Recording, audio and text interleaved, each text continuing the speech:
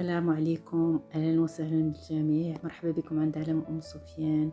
اجيو معايا نحضروا واحد الشاي هندي كيجي مخير زوين بزاف رائع. خليكم معايا حتى لاخر الفيديو ان شاء الله.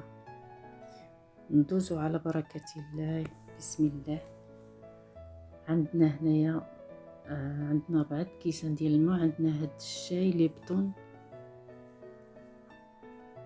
سريع التحضير. المهم عندنا حبوب ماشي خنيشات او شصيات. عندنا هنا معلقه ديال ناخذ منه معلقه كبيره، والماء عندنا 4 الكيسان كبار ديال الماء، ونزيدو عليه السكر حسب الذوق.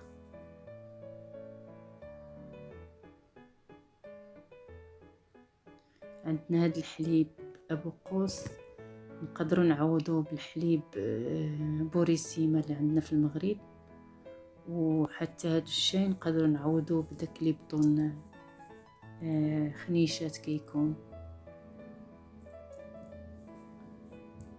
غادي نديرو يتغلى على البوطه، يتغلى ان شاء الله، ونزيد عليه الحليب.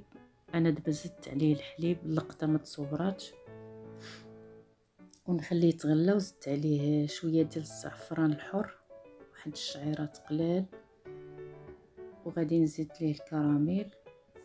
المهم انا شفتهم تيبقاو يهزوها هكا بالمعلقه ويعاودوا يكبوه في الكاسرونه او الطنجره، وها هو موجود بالصحه والراحه. نتمنى يعجبكم وتعجبكم هذه الفكره ديال هذا الشاي الهندي. تحاولوا تجربوه نتوما في بيوتكم ويعجبكم. السلام عليكم ورحمه الله تعالى وبركاته.